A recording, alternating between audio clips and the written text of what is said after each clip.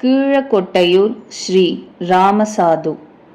மகான்கள் இந்த மண்ணில் நிகழ்த்திய சித்துக்களின் அற்புதமும் அதன் வரலாறும் இந்தியாவுக்கு மட்டுமே உண்டான சொத்து. கடைக்கோடி கிராமத்திலிருந்து மிகப்பெரிய நகரம் வரை எத்தனையோ ஊர்களில் அரிய பெரும் மகான்கள் தங்கள் ஜீவன் அடங்கிய பிறகும் அரூபமாக இருந்தபடி தங்களை தேடி வரும் பக்தர்களுக்கு அருளாசி வழங்கி வருகிறார்கள். ஒவ்வொரு நூற்றாண்டிலும் எத்தனையோ மகான்கள் அவதரித்துள்ளனர். நமது பாரத தேசம் புண்ணியம் ததும்பும் பூமி. தவம் இங்கே பலித்தது, தியானம் ஜெயித்தது. தவம் மற்றும் தியானத்தால் தாங்கள் எண்ணியதை நிறைவேற்றினர் மகான்கள். பேராசையை விரட்டினார்கள், வறுமையை ஒழித்தார்கள். மகான்கள் தங்களுக்கென எதையும் சேர்த்து வைக்க விரும்ப மாட்டார்கள். செல்வத்தை சேர்த்து வைத்தால் அதனால் அவஸ்தையே மிஞ்சும் என்பதை உணர்ந்தவர்கள். அழியாத செல்வமாகிய தவத்தையும் ஞானத்தையும் சேர்க்க முற்பட்டார்கள். அதையே பிறருக்கும் கொண்டு சேர்த்தார்கள். மனிதர்களை புனிதர்களாக ஆக்க மகான்கள் பிரயத்தனப்பட்டார்கள். இறை இன்பம் தவிர வேறு எதுவும் மனித பிறவிக்கு நிரந்தர இன்பம் தராது என்று அறிவுறுத்தினார்கள். மகான்களுக்கு மொழி இல்லை, மாநிலம் இல்லை. இறை இன்பத்தை தேடிச் செல்பவர்களுக்கு எல்லா இடத்திலும் அவன் காட்சியளிக்கிறான், ஆட்கொள்கிறான். அப்படிப்பட்ட உயரிய ஒரு மகான்தான் ஸ்ரீ ராமசாது. அவர் பிறந்தது பாகிஸ்தானில். அவருடைய ஜீவன் அடங்கியிருப்பது கும்பகோணம் அருகே உள்ள கீழக்கொட்டையூரில். அவருக்கு 104 வயது ஆனபொழுது இறைவனடி சேர்ந்தார். மகா சமாதியான தினம் 10/7/1999. கீழக்கொட்டையூரில் புகழ்பெற்ற வள்ளலார் கல்வி நிலைய வளாகத்தின் உள்ளே காவிரி நதியை ஒட்டி அவருடைய திருக்கோயில் அமைந்துள்ளது. இங்கே பளிங்கு கல்லால் ஆன அவருடைய தத்ரூபமான திருவுருவம் நம்மை ஆட்கொள்கிறது. இறந்த உடலை புதைப்பதில் என்றென்றும் உடன்பாடு இல்லை ராமசாதுவிற்கு. கடவுள் கொடுத்த உடலை அவருக்கே அர்ப்பணம் செய்வதற்காகத்தான் நெருப்புக்கு இரையாக்குகிறோம். அதை விட்டுவிட்டு மண் சாப்பிட ஏன் கொடுக்க வேண்டும் என்பாராம். அவருடைய சிஷ்யரான யாழ்ப்பாண சுவாமிகள் என்பவர் 1980 வாக்கில் மகா சமாதி ஆகிவிட்டார். அவர் விஷயத்திலும் புதைப்பதா எரிப்பதா என்பதே விவாதிக்கப்பட்டது. யாழ்ப்பாண சுவாமியின் உடலை புதைப்பது என்று அவருடைய அபிமானிகள் சிலர் தீர்மானித்து அருகேயே ஒரு இடம் வாங்கி கடைசி நேரத்தில் அவரை புதைத்தனர். என்றாலும் ராமசாது அதை ஏற்றுக்கொண்டார். தான் இறந்ததும் தனது உடல் எரியூட்டப்பட வேண்டும் என்று தீர்மானமாக முன்னரே ராமசாது சொல்லி இருந்ததால் அவருடைய வாக்குக்கு இணங்க அவருடைய சிஷ்யர்கள் அப்படியே செய்தார்கள். அவருடைய அஸ்தியை ஒரு கலசத்தில் சேகரித்து அதை பூமிக்குள் வைத்து அதன் மேல் அவருடைய பளிங்கு விக்கிரகம் பிரதிஷ்டை செய்யப்பட்டு திருக்கோயில் எழுப்பப்பட்டுள்ளது. இதைத்தான் அவருடைய அதிஷ்டானமாக எண்ணி அவருடைய பக்தர்கள் வழிபட்டு வருகிறார்கள். கும்பகோணத்திலிருந்து சுவாமி மலைக்கு செல்லும் வழியில் சுமார் 3 கிலோமீட்டர் தொலைவில் இருக்கிறது கீழக்கொட்டையூர். பிரதான சாலையிலேயே வள்ளலார் கல்வி நிலையங்கள் இருக்கின்றன. இந்த வளாகத்துக்குள் தான் ராமசாதுவின் திருக்கோயில் இருக்கிறது. நாயன்மார்களால் தேவார பாடல் பெற்ற கொட்டையூர் ஸ்ரீ கோட்டீஸ்வரர் ஆலய மதில் சுவருக்கு பின்னால் ராமசாதுவின் திருக்கோயில் அமைந்துள்ளது. இந்த இடம் ரம்யமான ஒரு பிரதேசம்.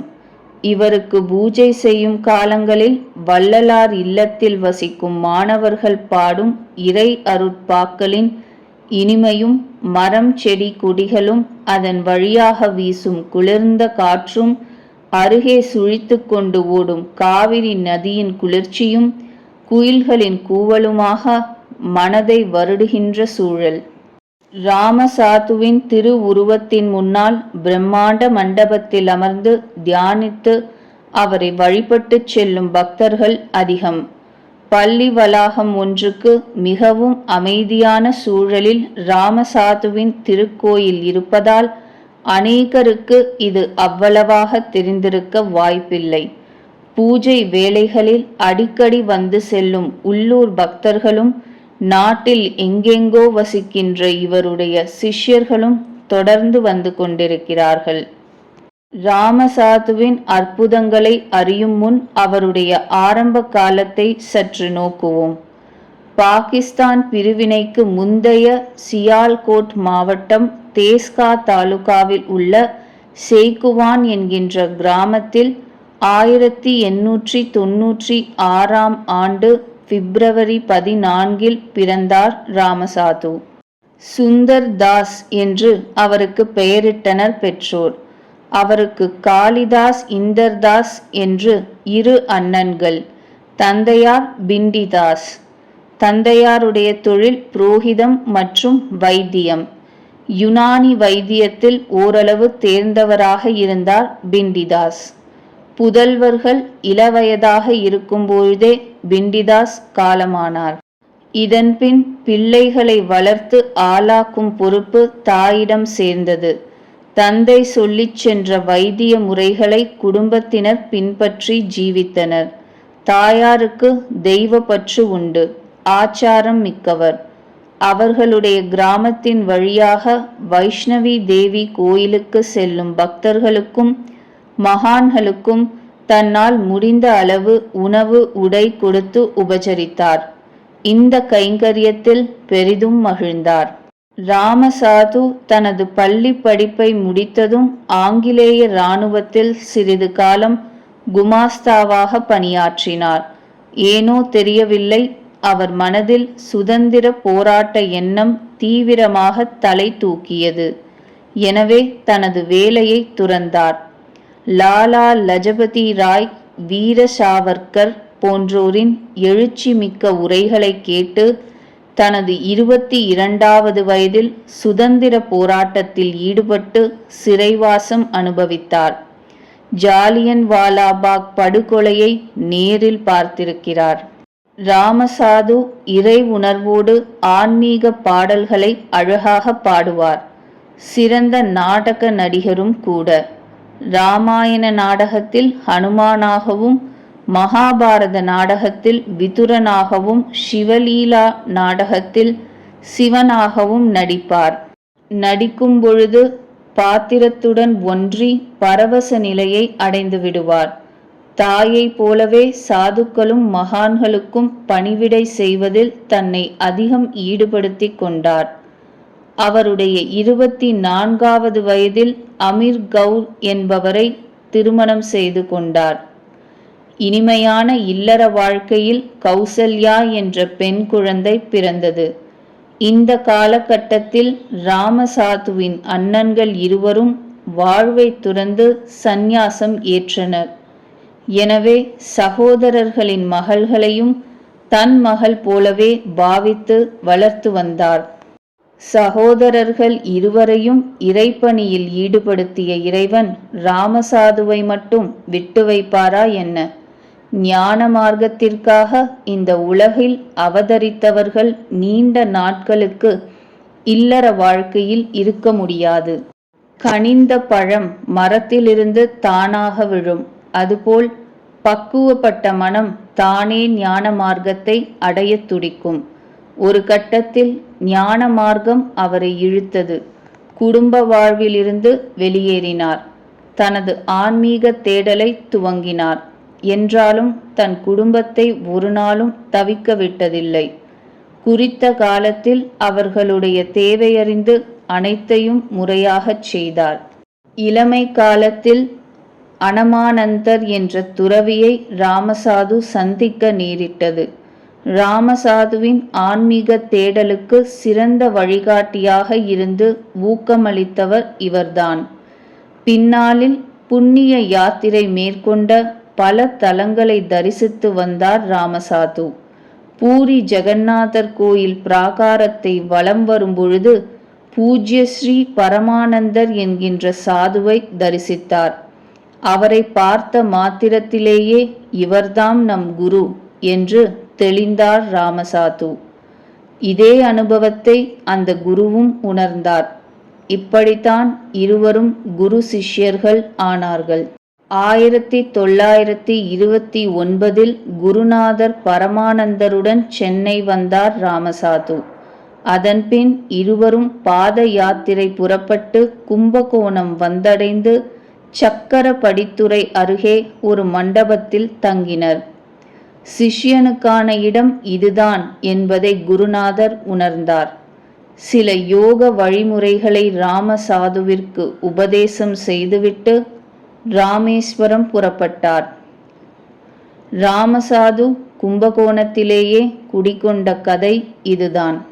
கும்பகோணத்தில் இவர் இருந்த காலகட்டத்தில் சக்கர படித்துறை காவிரியில் தினமும் ராமநாம ஜபம் செய்தபடி ஸ்நானம் செய்வார். ராம் ராம் என்ற அவருடைய குரல் படித்துறை முழுதும் எதிரொலிக்கும். இதன் பிறகே சுந்தர்தாஸ் என்கின்ற பெயரை ராமசாது என்று பக்தர்கள் அழைக்கத் துவங்கினர். தவம் ஒன்றே ராமசாதுவின் வாழ்க்கையாக இருந்தது. தவம்தான் வாழ்க்கையின் அடுத்த கட்டத்திற்கு நம்மை அழைத்துச் செல்லும். அற்புதங்களை தேடி அலையாதீர்கள்.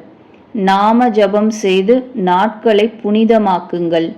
மனதை இறைவனிடம் செலுத்துங்கள். இதுதான் ராமசாது எல்லோருக்கும் சொல்லும் முக்கியமான செய்தி. விளம்பரத்தை விரும்ப மாட்டார். ஆடம்பரம் கூடாது. சாந்தமாக இரு. அதிகம் பேசாதே. பேசினால் சக்திதான் விரயமாகும் என்று தன் சிஷ்யர்களிடம் அடிக்கடி சொல்வார்.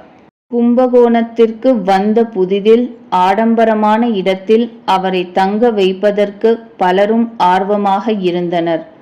ஆனால் ராமசாது ஒரு கீற்று கொட்டகையில்தான் தங்கினார். சந்நியாசிக்கு இதுவே அதிகம் என்று கூறுவார். உடலுக்குள்ளே இருக்கும் சக்தியே மூலாதாரம். அதை மேலே கொண்டு வர வேண்டும். குண்டலினி யோகத்தை சாஸ்திரப்படி செய்ய வேண்டும். குறுக்கு வழியை கடைபிடிக்க கூடாது. குண்டலினி மேலே எழும் உச்ச கட்டத்தில் ஒரு மின்னல் கொடி உடல் முழுவதும் சட்டென பரவுவது போல் இருக்கும். அந்த அனுபவம்தான் பிரம்மானந்தம் என்பார். சில நாட்களுக்கு பிறகு ராமேஸ்வரத்திலிருந்து கும்பகோணம் வந்த குருநாதர் பரமானந்தர் ராமசாதுவுடன் சில நாட்கள் தங்கினார். அப்பொழுது பலவித பிணிகளுக்கு ஆட்பட்டிருந்த பக்தர்களுக்கு ஒரு வகை கஷாயத்தை தயாரித்து தந்தார் ராமசாது. இதை கண்ட குருதேவர் ஒரு நாள், இப்படியெல்லாம் கஷாயத்தை தயாரித்து நீ கொடுத்து கொண்டிருந்தால் உன்னை வேறு மாதிரி நினைக்க ஆரம்பித்து விடுவார்கள். நீ எதற்காக இந்த பூவுலகில் அவதரித்தாயோ அந்த நோக்கம் நிறைவேறாமல் போய்விடும் என்று அறிவுறுத்தினார். அத்துடன் பரமானந்தரே அந்த கஷாயத்தை எடுத்துக்கொண்டு போய் காவிரி ஆற்றில் கொட்டிய நிகழ்வும் நடந்ததாம். இதன் பிறகு குருநாதர் தனக்கான பணிகளை நிறைவேற்ற வடதேசம் சென்றார். குருநாதரை பிரிந்த ராமசாது கும்பகோணம் காவிரி கரையில் உள்ள கோழித்தோப்பு என்னும் இடத்தில் தங்கினார். குருநாதர் தனக்கு இட்ட கட்டளையை இங்குதான் நிறைவேற்றினார். தன் உடலை வருத்தி உணவும் உட்கொள்ளாமல் தொடர்ந்து தவ நிலையிலேயே பல நாட்கள் இருந்தார் ராமசாது. ஒரு நாள் நள்ளிரவு அவர் எதிர்பார்த்த இறைக்காட்சி அன்னை பவானியின் வடிவில் அவருக்கு கிடைத்தது. அவருள் உறங்கிக் கிடந்த பேருணர்வு எழுந்தது. பரமானந்த நிலையை அடைந்தார். மேலும் அன்னை பவானியுடன் பேசவும் செய்தார். அந்த நாட்களில் மௌனத்தை மேற்கொண்டிருந்த ராமசாது இரவு வேளைகளில் தனது அறைக்குள் அன்னை பவானியுடன் பேசுவதை பணியாளர் ஒருவர் கேட்டிருக்கிறார். பின்னாளில் இது பற்றி சந்தோஷத்துடன் பிற பக்தர்களுடன் பகிர்ந்து கொண்டிருக்கிறார். பெரும்பாலான நேரங்களில் யாத்திரை மேற்கொண்டார் ராமசாது. எல்லாமே பாத யாத்திரைதான். ஒருமுறை ராமேஸ்வரத்திலிருந்து திரும்பும் பொழுது சாயல்குடிக்கு அருகே உள்ள தங்கம்மாபுரத்தில் சில காலம் தங்கினார். அங்கே பொட்டல் காடாக உள்ள ஓரிடத்தில் கருவேல முட்கள் நிறைந்திருந்த பகுதியில் தவத்தில் அமர்ந்தார் ராமசாது. பசி ஏற்படாமல் இருப்பதற்கு ஆவாரம் பூக்களையே பூஜித்தார். உடன் இருப்பவர்கள் உண்பதற்காக பிச்சை எடுத்தார். ஆடு மாடு மேய்க்கிறவர்கள் அடிக்கடி இங்கு வந்து ராமசாதுவை தரிசித்துச் சென்றனர். வீரபாகு செட்டியார் என்பவர் ராமசாது இருந்த இடத்தை ஓரளவு சுத்தம் செய்து ஒரு கொட்டகை போட்டு தந்தார். வீரபாகு செட்டியாரின் தங்கை கடும் வயிற்று வலியால் பல நாட்கள் அவதிப்பட்டு வந்தார். சிகிச்சை பல மேற்கொண்டும் அவர் குணமாகவில்லை. செட்டியார் இந்த மனக்குறையை ராமசாதுவிடம் சொல்ல ஒரு நாள் கஷாயம் ஒன்றை தயாரித்து கொடுத்தார் ராமசாது. பல வருடங்கள் வயிற்று வலியால் அவதிப்பட்ட அந்த சகோதரி கஷாயத்தை சாப்பிட்ட பின் முற்றிலும் குணமடைந்தார். இந்த அதிசயத்தை கண்டு செட்டியார் மகிழ்ந்தார். தவிர ஊர்க்காரர்கள் பலரும் வந்து ராமசாதுவை தரிசித்தனர். அதன்பின் கும்பகோணம் வந்து சேர்ந்தார். தற்பொழுது இவருடைய திருக்கோயில் அமைந்துள்ள கீழக்கொட்டையூர் இடமே நிரந்தர இருப்பிடமானது. 1980களில் ஸ்ரீ ராமார்ப்பண அறக்கட்டளை ராமசாதுவின் அருளாசிப்படி துவங்கியது. இவர் தங்கியிருந்த தவச்சாலைக்கு சாதனா நிகேதனம் என்று பெயர் சூட்டப்பட்டது. சாதகர்கள் தவம் இயற்றும் இடம் என்பதே இதன் பொருள். கீழக்கொட்டையூரில் அமைந்த சாதனா நிகேதனத்தின் அக்கரையில் சோலையப்பன் தெரு, வளையப்பேட்டை போன்ற பகுதிகள் நடுவே காவிரி நதி. அக்கரையில் இருந்து வரவேண்டும் என்றால் பரிசல் பயணம்தான். குழந்தை குட்டிகளுடன் பெற்றோர் பள்ளி செல்லும் குழந்தைகள் என்று பலரும் இதில் பயணிப்பது வழக்கம். காரணம், சுற்றி நடந்து சென்றால் நேரம் அதிகமாகும். காவிரியில் நீர் வரத்து அதிகம் இருந்தால் பரிசல் ஓட்டிக்கு சந்தோஷம். ஆனாலும் அவருடைய வாழ்வில் வறுமைதான். பரிசலில் பயணித்து ராமசாதுவின் ஆசிரமத்திற்கு பக்தர்கள் அடிக்கடி வருவது வழக்கம். ஓய்வில் இருந்த ராமசாதுவை ஒரு நாள் பரிசல் ஓட்டி சந்தித்து வணங்கினார். சாமி, உங்களை இன்னைக்கு தான் ரொம்ப பக்கத்துல இருந்து பார்க்கறேன். நிறைய பேரு உங்ககிட்ட வராங்க. என்னென்னமோ நல்லது நடந்ததுன்னு சொல்றாங்க. எங்களுக்கு ஏதாவது நல்லது செய்யுங்களேன் சாமி. புன்னகைத்த சுவாமிகள் பரிசல் ஓட்டியை தன் அருகே அழைத்தார். அவன் பயபக்தியுடன் சுவாமிகளின் முன்னால் வந்து நின்றான். உங்களுக்கு நல்லது நடக்கணும், அவ்வளவுதானே என்று அவனிடம் கேட்டார். ஆமா சாமி. காவிரியில குதிச்சு ஆழத்துக்கு போய் கொஞ்சம் கூழாங்கற்களை அள்ளி கொண்டு வா. மறுகணம் ஆசிரமத்தின் அருகே இருந்த காவிரி நதியில் குதித்த அந்த ஆசாமி கை நிறைய கூழாங்கற்களுடன் மேலே வந்தான். ஈரம் சொட்டும் தன் உடலை ஒரு சிலிர்ப்பு சிலிர்த்து கொண்டு பவ்யமாக வந்து சுவாமிகளிடம் கூழாங்கற்களை சேர்ப்பித்தான். அவற்றை வாங்கி கொண்டவர் பரிசல் ஓட்டியிடம் அவனுடைய உறவினர் 3 பேர்களிடமும் தலா ஒரு கூழாங்கல்லை கொடுத்தார். பிறகு அவர்களுடைய உள்ளங்கையை மூடிக்கொள்ளச் சொன்னார். பரிசல் ஓட்டியும் மற்ற மூவரும் ஒன்றும் புரியாமல் தங்களது வலது உள்ளங்கையை மூடிக்கொண்டனர். ஓரிரு நிமிடங்கள் கழிந்தன. இப்போ எல்லாரும் கைகளை திறந்து பாருங்கள் என்றார். ஆர்வம் மேலிட தங்களது வலது உள்ளங்கையை திறந்து பார்த்த ஆசாமிகள் பிரமித்தனர். கூழாங்கற்கள் தங்க கட்டிகளாக மின்னிக் கொண்டிருந்தன. பரிசல் ஓட்டியின் கண்களில் பிரகாசம். எது நிரந்தரமான வாழ்க்கை இல்லையோ அதை தேடி அலைகிறீர்களே மானிடர்களே என்பதாக சுவாமிகள் அவர்களை புன்னகையுடன் பார்த்தார். பட்டினத்தார் உட்பட சித்தர்கள் பலரும் தங்கத்தை ஆட்கொள்ளி என்றுதானே சொல்லி வந்தார்கள். மானுடர்களுக்கு அது தெரியவில்லையே. சந்தோஷத்தில் மிதந்த அவர்கள் சுவாமிகளின் திருப்பாதங்களில் விழுந்தனர். அவர்களை ஆசிர்வதித்த சுவாமிகள் கூழாங்கற்களை காவிரியில் இருந்து எடுத்து வந்தவனை அருகே அழைத்தார். எஞ்சியிருந்த கூழாங்கற்களை அவனிடம் கொடுத்தார்.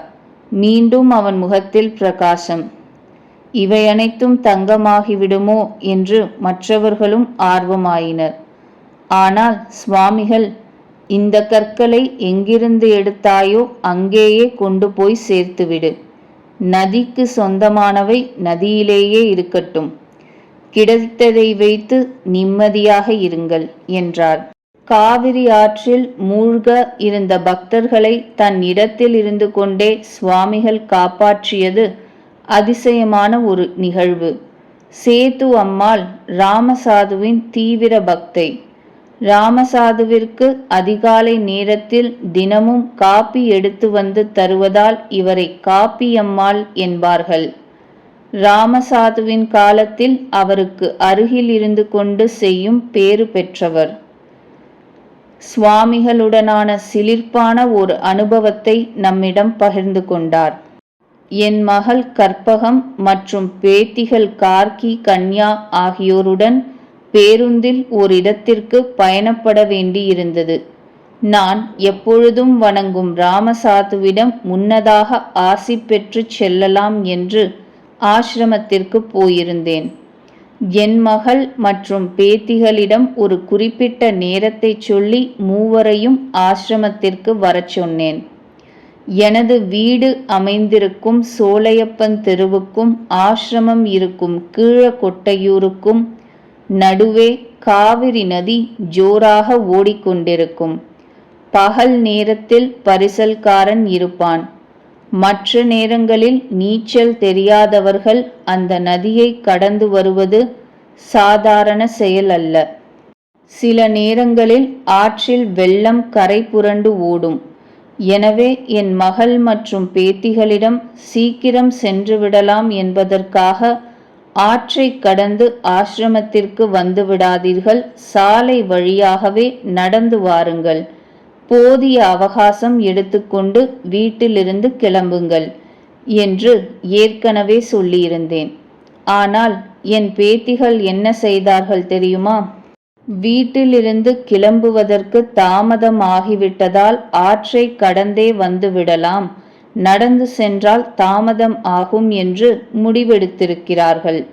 அப்பொழுது என் மகள், வேண்டாம், தண்ணீர் குறைவாக இருப்பது மாதிரி தெரியும், ஆனால் இறங்கினால்தான் விபரீதம் புரியும், சாலை வழியாகவே விறுவிறு என்று நடந்து போய்விடலாம் என்று சொல்லியிருக்கிறாள். பேத்திகள் கேட்கவில்லை.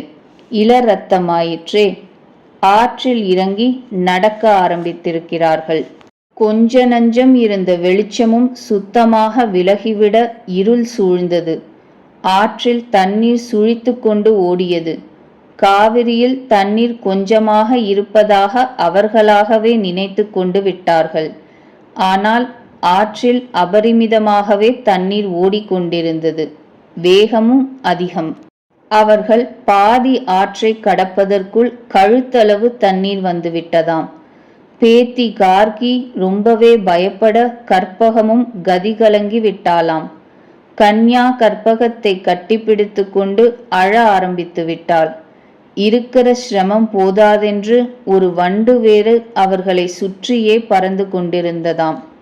அப்பொழுது கன்யாவிற்கு ராமசாதுவின் நினைவு வர கண்களை மூடி அவருடைய திருநாமத்தை ஜபித்தபடி நடக்க ஆரம்பித்தாளாம். அவளை தொடர்ந்து மற்றவர்களும் ஜபித்து கொண்டே நடந்திருக்கிறார்கள். அந்த நேரத்தில் ஆசிரமத்தில் நடந்ததுதான் மிகப்பெரிய அற்புதம். நான் ஆசிரமத்தில் ஒரு அறையில் சுவாமிகளின் முன்னால் அமர்ந்து ஜபத்தில் இருந்தேன். திடீரென சுவாமிகள் ஜபத்தை நிறுத்திவிட்டு, வா, மெல்ல வா, இன்னும் ஏறி வா, பயப்படாதே, இன்னும் கொஞ்ச தொலைவுதான், வண்டெல்லாம் ஒன்னும் பண்ணாது என்றெல்லாம் கைகளை ஆட்டி சுவரை நோக்கி சொல்லிக் கொண்டிருந்தார். ஜபத்தில் இருந்த நான் விழித்து பார்த்து அதிசயித்தேன். எனக்கு ஒன்றும் புரியவில்லை. அப்பொழுது சுவாமிகள், அவ்வளவுதான், கரைக்கு வந்தாச்சே என்று அதே சுவரை பார்த்து புன்னகைத்தார். சில வினாடிகளுக்குள் மூவரும் ஆசிரமத்துக்குள் நுழைந்தனர். அவர்களை பார்த்ததும் வெளியே வந்தேன். அவர்களை ஒரு மரத்தடிக்கு அழைத்துச் சென்று, என்னடி இவ்வளவு லேட்டு? ஊரை சுத்தித்தானே வந்தீங்க? குறுக்கே போயிடலாம்னு காவிரியில் இறங்கி நடந்து வரலியே என்று நான் கேட்க, மூவருடைய கண்களும் கலங்கின. என்ன ஏதென்று நான் குழம்பினேன். பிறகுதான் இன்றைக்கு பிழைத்ததே பெரும் புண்ணியம் என்று நடந்த விஷயம் அனைத்தையும் மூச்சு விடாமல் சொன்னார்கள். ஆற்றில் பரிதவிக்கும் தன் பக்தர்களின் கோரிக்கை காதில் விழுந்த அந்த வேளையில்தான் சுவாமிகள் அவர்களை கைப்பிடித்து கரைக்கு பத்திரமாக கொண்டு வந்து சேர்த்திருக்கிறார். அதனால்தான் இருக்கும் இடத்தில் இருந்து கொண்டே சுவரை பார்த்து பேசியிருக்கிறார் என்று உணர்ந்த நான் வியந்து போனேன். எங்கே ஒரு பக்தை அபாய கட்டத்தில் இருந்தபடி காப்பாற்றுமாறு தனது நாமத்தை ஜபிக்கிறாள் என்பதை அறிந்து சுவாமிகள் காப்பாற்றிய இந்தச் செயல் என்னை மெய்சிலிர்க்க வைத்த ஒன்று. சுவாமிகளது அறைக்குள் வந்த மூவரும் அவருடைய திருப்பாதத்தில் விழுந்தனர். புன்னகையுடன் அவர்களை ஆசீர்வதித்த சுவாமிகள், அதான் கரைக்கு வந்துட்டியே, இன்னும் ஏன் கவலை? சந்தோஷமா பாட்டியோட ஊருக்கு போயிட்டு வா என்று பேத்திகளை பார்த்து சிரித்தார். அங்கங்கள் அனைத்தையும் தனித்தனியாக பிரித்து போடும் அகண்ட யோக கலை ராமசாதுவிற்கு கைவந்த கலையாக இருந்தது. ஆசிரம வளாகத்திற்குள் ராமசாது கை, கால் மற்றும் உடல் பகுதிகள் அனைத்தும் தனித்தனியே கிடந்ததை ஒரு பரிசலோட்டி பார்த்துள்ளார் என்பது தகவல். துளசிதாசரால் இந்தியில் இயற்றப்பட்ட ஸ்ரீ ராமச்சரித்த மானசம் என்ற நூலின் மேல் ராமசாதுவிற்கு அபாரமான ஈடுபாடு உண்டு. தனது பக்தர்களுள் ஒருவரான பேராசிரியர் சிவராமகிருஷ்ணன் என்பவரை கொண்டு அதை தமிழில் மொழிபெயர்க்கச் செய்தார். இவருக்கு பிறகு தற்பொழுது அந்த பணிகளை ராமசாதுவின் பிரதான பக்தரான ராமதாசர் என்பவர் நடத்தி வருகிறார். அன்று ராமசாது துவக்கிய இந்த சேவை மாணவர் இல்லம், கல்வி பணி, மருத்துவமனை, யோகாசன சாலை, தவச்சாலை, சமுதாய சேவை என்று இன்று மிகப்பெரிய இயக்கமாக இருக்கிறது. ராமசாதுவின் பிறந்த தினத்தில் குரு பூஜை சிறப்பாக நடைபெறுகிறது. தினமும் காலையில் இருந்து இரவு வரை இவருடைய திருக்கோயிலில் தியானம், லலிதா சகஸ்ரநாம பாராயணம், ஆரத்தி என்று வழிபாடுகள் நடைபெறுகின்றன. எங்கோ பிறந்து எங்கோ வளர்ந்து இங்கே வந்து மீளா துயில் கொண்டிருக்கும் ராமசாதுவின் மறைவு என்பது உடலுக்கு மட்டும்தான். அவருடைய ஜீவன் இன்றும் இங்கே உலவிக் கொண்டிருப்பதை அவருடைய பக்த கோடிகள் மட்டுமே அறிவர்.